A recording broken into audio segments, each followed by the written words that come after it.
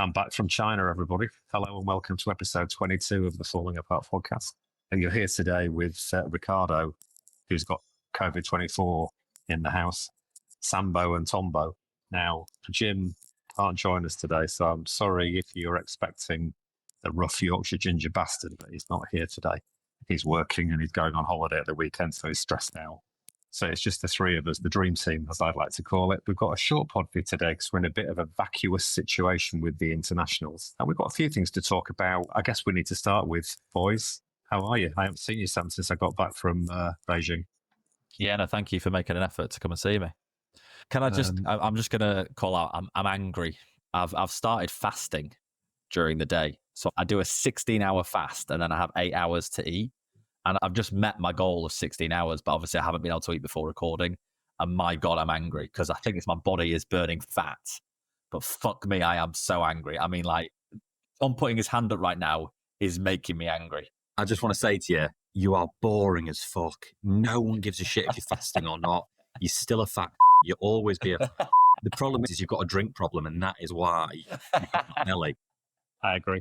Can I suggest that if Sambo's angry, should we just dive straight into the pod? We've had an email, Sam, haven't we? Yeah, some dickheads emailed us. Yeah. Do you want to read it out? Because this got Jim's blood boiling this week. This is from PJ. Hi, chaps. Can I please forward my concerns regarding the pod? I am an avid listener and I have a schedule for listening to my pods. He says, I have dropped a couple of podcasts to add TFAP in. I would really like the consistency to be resumed. A 90+15 instant reaction should be what it says on the tin. The main show should be dropped at a set time every week. If Ricardo has work commitments, the ball should not be dropped, so I feel when he is not there to crack the whip, your standards are slipping. I really like it every week trying to work out who the fuck is speaking, either Sam or Tom, and all of you having other commitments and doing the pod when you can be asked is really affecting my listening experience. Sort it out. Lots of love, PJ. Now, firstly, can I say, the fucking prick. The main pod is out at 6 a.m. every Friday morning, regardless of when we record it. So that is fucking consistency for PJ. Now, the instant reaction has slipped a little. I'm going to give him that. But still, I think what we've done with the instant reaction is we've added a little bit of depth and flavour to the instant reaction by having a little bit longer to contemplate the game. I think the last two reactions have been better than our previous 13. I think we just need to take the instant bit out of it and we'll just do a reaction. It might be 3 weeks after the game and there might have been another 3 games in between. We'll just give you a reaction at some point in the calendar year. The only problem, I'm going to give away some trade secrets here. Our podcast artwork was not done by me. It was done by my friend Chat GPT. And other AIs are available. Other AIs are available. I do think if I remove the instant, it's going to change the whole fucking logo. So as long as everyone's prepared for a new logo, we can do that. Now, as on Wednesday night, I think it was, I'm like losing track of my days. It might have been Tuesday night. I don't even know when it was. When Leeds played their last game, so I can't remember who it was against because my brain's fried. It was QPR. I actually stayed up to listen to the game to join the instant reaction. Can I just confirm that it was on Saturday? Thank you. And I waited for an hour after the game, and it was 3 a.m. where I was. Okay, 3 a.m. And I agree with PJ. I wanted the instant reaction, so I was ready to join and talk about it. In the end, I had to leave a little note for you. So I think, can we agree that we'll pull our fingers out of our arses to improve the instant reaction podcast experience? I think PJ needs to go and wash his fucking nose as well, because he's got a brown nose from putting his nose so far up your arse. Because this is what you were saying on your shitty little recording that you did for the last podcast. Fucking unbelievable. Let's just say thank you for the constructive criticism and keep listening. TFAP C, you are our TFAP C. And we could all know what the C stands for. Should we go back to how is Tom doing? Because I think. Oh yeah, Tom. Well, I saw Tom. I don't know what day it was. Yeah, it was on Tuesday morning at approximately 6:45 in the morning, and I can confirm I have contracted COVID-24, and I am spreading it round the UK, hoping for another lockdown and the deaths of 100,000 people. Yeah, so hopefully grand, so we get some inheritance. We're not getting any of that money. Should we move on? So, listen, as there's not a huge amount of news to talk about, one of the things that Jim promised, and this is going to make PJ's blood boil a little bit, what Jim promised, if you remember, Sam, when you did your amazing transfer window in-depth rumours, he is obviously our king of X interaction. And he's going to, what I call the X bag instead of the post bag. He was going to pull out some of the interactions he has normally on a Sunday morning when he's hungover. But obviously he's not here today, so we're going to have to double up on that next week. He's on holiday, right? We've all been on holiday enjoying the podcast. So I'm expecting some kind of interaction from Jimbo next week after his outburst today. But so that's missing. But we can talk about two main topics for me, which is number one, kind of a review of the season and a bit more of a balanced review of how Leeds are doing. Because I think as the season's gone on and our performances have been fairly, what's the word? What is the word when we're dominating in most games? People are, oh God, listeners, got big news. Breaking news. Big breaking news. Jimbo. How are we? Better for seeing your face. Better for seeing you, Jim. Now, I think we've got a hard stop in 20 minutes, so we'll have to rattle through a few things. What we've spent the last 7 minutes talking about is the email that we got through this week. And you're probably glad that you weren't including it because your blood was boiling, wasn't it? Had some good points though, didn't I? If the real person, if it isn't someone that you lot have put up to sending that email. I promise you it's not. Now, what Sam, I'm pricing it for you, what Sam has told PJ is that the Friday pod comes out religiously every Friday, right? So PJ can go fuck himself about that. The instant reaction has slipped a little bit, and we're gonna get that back on track, starting with the next whatever game it is. I don't know when it is. Is it a week? Is it a week on Saturday? After the international break, isn't it? Is it when we are on the road? It is. Oh, that'll be an amazing instant reaction, won't it? No, can I just confirm? It's the next game is Sunday the 24th of November away at Swansea. We've then got Leeds Luton 27th, which is the Wednesday, and then we've got Blackburn, which is when we're all in Belfast. Oh, we don't want to tell people where we are. There's going to be a rush of people coming to Northern Ireland. If you look on booking.com, book the poshest hotel you can find, even though it's quite cheap. Book the poshest hotel you can find. That's where we're also staying. By the way, just on that, Tom, have you got us fruit basket sorted? I'm not fucking checking in unless I got Jimbo, I've got something even better. Like I was trying to keep it a secret. I'm going to keep it a secret. Wait until you see what they're doing for us. So Jimbo, we were just talking. Ricardo was just starting the section of we're going to try and give a balanced assessment of the season so far without thinking about results in general. I just want to drop some stats in here, just in terms of trying to balance the review. So goals scored, Sunderland are top at the moment with 25, Leeds are second with 24. Goals conceded, Leeds are currently third in that table with 9 conceded, Burnley top with just 6 conceded, Sheffield United second with just 7 conceded. Average possession so far this season, Leeds are top with 62% possession. Shots on target so far this season, Leeds are top with 80. The next team at Middlesbrough with 70. Red cards, yellow cards, we're nowhere to be seen at the top of those tables. So I think you can say that in the games that we've played so far, we've absolutely dominated games. We're outperforming most teams in the league. I think the one that I'll come to you, Jim, on, and the concerning one for me, is how far in front we are on shots on target without actually converting. That's that clinicalness, isn't it? That I know Sam loves to have his little saying of, let's put them to the sword. We need to put a team to the sword. But you're right. Yeah, you're right. Them stats are good, aren't they? They're really good. You've clearly done some prep, which is nice to see, Thomas. Well, what I thought, Jim, is the best podcast of when it's just been me and you, and we prepped quite well. So I thought for this one, I'd try and bring a bit of preppiness. But so what? The question then, why is everybody up in arms that Leeds are boring? Because it's the way we're playing, isn't it? I think it's a mixture of a couple of things. It's the way we're playing on the pitch in terms of like that excitement factor. We probably don't have as much as that. We've obviously lost Rutter, who could turn a game on its head, couldn't he? Could take 2 or 3 players on and slot someone through for a goal. To be honest with you, we're better all around the pitch, aren't we? We don't really have any proper standout individuals that are carrying the team. And that's probably different to previous seasons because we've had the Raffers, the Somervilles, the Rutters, and now we've got a good mix of people chipping in, which probably makes the game day slightly less exciting than what we used to, that's all. I think as well, just if you think about the Bielsa era, it was, if I've never been to see basketball, but I know that Jim definitely will have been because he likes all that type of stuff.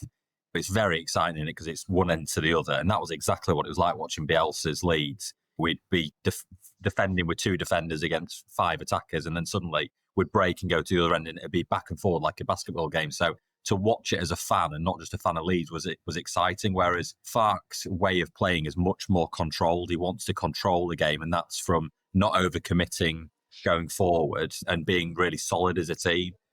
And you can understand that to some fans is boring, but clearly from those stats, it's effective. And if we were more clinical, we'd be top of the league by far and have scored more goals than we've already scored. And like I said, we're only one behind the top scorers in the league, which is Sunderland. So I've got a couple of points, which is number one. Well, 2 points about the manager. Can we pronounce his name correctly? Because it pisses me off when we all call him Farke when his name is pronounced Farke. And secondly, maybe this podcast should be an advocate for being Farke's number one fans, because he's doing a great job. He is doing a great job, but all you ever do is seem to wank him off. Big German fucking porn star. I'd wank him off if he was stood in front of me right now. I mean, he is. It's hard to say. He's doing a great job. All you've got to do is look at like where we were this season at this point versus where we are now. We're progressing. And in the Championship, actually, he's got some amazing stats, hasn't he? There's a reason why he pretty much averages 2 points per game across the whole of the season, and the reason why he's got teams out of the Championship.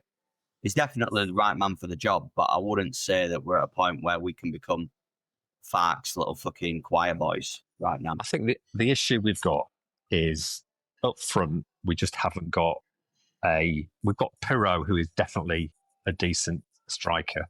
I think we've got Joseph, who I think one of the four of us, might have been me, so I don't know, we're convinced he was going to get 20 goals this season, and he's not, is he? He's not. So that's the problem with the quality we've got up front isn't the same as a Timo Pukki that he had at Norwich.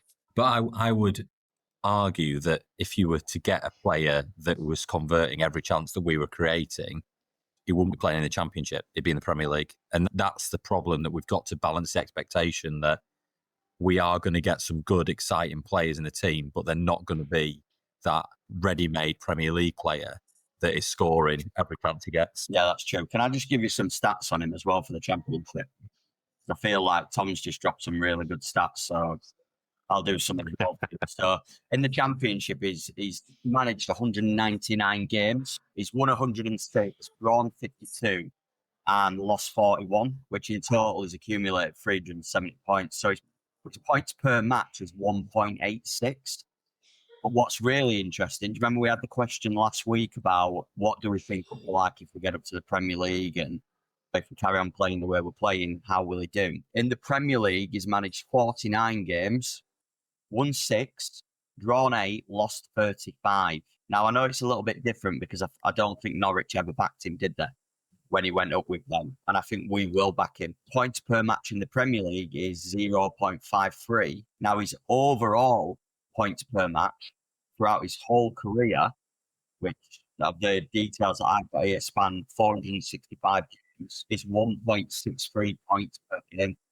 That's pretty impressive, isn't it? And you've got all the different divisions included in that. So it'll depend what we do for him in the transfer window if we do go up. That's a very good point. Shall we come on to not the transfer window in detail, but the shake-up in the recruitment department, okay? Now, I got a lot of criticism this morning from Jim, and I've taken it a little bit to heart. So I've got a little bit of information for you. As we know, there's been a shake-up in the recruitment team.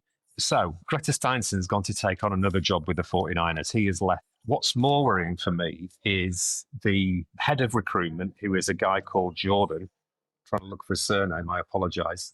Jordan Mile. He came in not long ago, only a few months ago, as the head of recruitment. He has now left. I haven't said where he's gone. Okay. So what's happened is they've got Adam Underwood has taken on a more prominent role as head of recruitment, I think. And obviously Nick the Dick, who is dead to us, he is still there in a consultancy role. So my question to you is, does that spark any concerns for you? I think, do you not think that because we heavily relied on Victor Orta, what the 49ers have done is they've thrown a lot of shit at the wall and seen what's stuck? In terms of brought in loads of people in different roles, and they've probably thought, do you know what, we're over-resourced in that area. We tried some different things, get some different ideas. Obviously, Greta's gone onto a bigger role within the 49ers, so they must have looked at that and he's done a good job and he's taken on a bigger role. He's effectively got a promotion. And who knows whether that will be replaced. But I personally think that it's nothing that they've looked at and gone, we've underperformed in that area, because I think we've made some great signings. I think they've looked at it and gone, we don't need 4, 5, 6, 7, 8 people in the recruitment department. We can consolidate it to 2 or 3 who can bounce off each other and do the job that's not just relied like a Victor Orta, who basically everything came through him and he decided yes or no on every player. They've got the right sort of group of people that they don't need that vast amount of resource in there. Do we not think it's probably also part of a bigger picture from them? Because obviously they've only just done the takeover, haven't they? Probably didn't have the time in the summer to really think about who's going to be the long-term person in this role. He's had a great summer, great transfer window, some like really good signings. But I think the likes of Tanaka came from Farke anyway, didn't he? He wanted him last season, I believe, and we decided to wait a year. So I think it's probably just them putting their stamp on the club now that we're halfway through the season nearly and thinking longer term. They've probably got someone in mind, I'd imagine, that that they want to oversee the club for the next 5-10 years, potentially. Who knows? Do you think there's a chance that Nick Hammond is listening to this podcast and listening to my transfer rumour segment and taking all of my ideas and signing the players that I'm suggesting? I think maybe you might get a call. Oh, God, if I did, I would be there immediately. Would you leave the podcast? 100%. Yeah, I won't be speaking to any podcast. I might speak to the Square Ball, but I won't be speaking to this one. Other podcasts are available. Can I just say the reason why I was so quiet during the last segment is I kept reading PJ's email and I was getting more and more angry at this prick for emailing us. And I honestly don't want him to listen to our podcast anymore. Can we block him? I don't think so.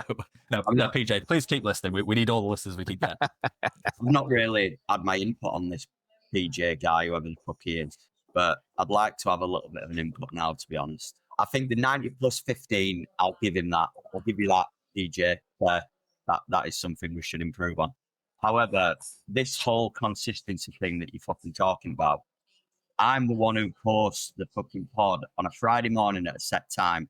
Sam edits it so that it's ready for that Friday morning at a set time on a Thursday night, so you can get to fuck with what you're saying about consistency there. Do you know what? The best thing is we sound really bitter because Sam said exactly the same thing at the start. So it looks like we just can't get over it. I think, the other thing I think he said, which is relevant, is that when I'm not there, which is very rare, things go to shit. So I'd argue since you've been gone, I think the podcast quality has actually gone up. I honestly think Tom and Jim's podcast was probably the best one we've done. Shall I do a bit of a segue? So I think, obviously, we're talking about the transfer recruitment department, but you'll be pleased to know transfer rumour season is upon us. We're not too far from January, and I've got some transfer rumours for you. Do you want to hear them? Always. So there's a big focus at the moment on our left-back position and whether the Leeds United senior leadership have lost faith in Junior Firpo, and they're saying that his headbutt at Millwall was the ball. And now that we have been linked with 2 left-backs, one of them is Dennis Sirkin from Sunderland, 22-year-old. I'm getting a wagging figure. He's definitely going to the Premier League, by the way. And the other one, he'll be coming to the Premier League with us, won't he? And the other one is Archie Brown from Ghent, per TBR Football, who's currently impressing in Belgium alongside former Leeds talent Max Dean. So there you go. There's a bit of transfer rumours for you. I quite like them, to be fair. TBR, that's total bullshit reporting, isn't it? That's what that stands for. Can I just say, though, on the Sirkin thing, Sam, I don't know how much you know about him or whether you've watched him, but for our new friends at Sunderland that follow us now, he is fucking fantastic. He's incredible. And like Tom says, I'd be very surprised if he'd go to another championship club because there's a lot of Premier League clubs that are sniffing for him already. He's the best left back in the league by far. Yeah. The other one I've seen is that I think Tottenham are looking at loaning out Archie Gray, and there's obviously talk about whether he'll come back down to the championship. If he does, we're the obvious place for him. I just don't see a role for him in the team now with main man Jayden Bogle. He won his best game against QPR. After getting stick from the South Stand right at the start. Yeah. I think it was 2-1 as well for man of the match, where I was the only one who didn't give him man of the match on the 90+50. Yeah. So, and he also got his team in the week. So nice job. Okay, guys. So next week in the pod, we're going to review some of the international games because we've had a lot of players out on international duty and see how they're performing. And hopefully we won't have any injuries, but see how things have gone. We're going to do a preview of the Swansea game and probably more emails. I'm guessing PJ will email us again. So on that note, I think we'll close the pod and say if you enjoyed listening to this shorter version than normal, please write us a 5-star written review. It'll help us get out some more listeners. This podcast will be out at 6 a.m. on Friday morning, and Jim will post it at about 7 a.m. on Friday morning for consistency. That's what we're all about. You can follow us on X at Falling Apart Pod, and you can email us at hello@thefallingapartpodcast.com, because that seems to have gathered life again. And on that note, I wish you all a good day. Love you to bits. Bye. Bye.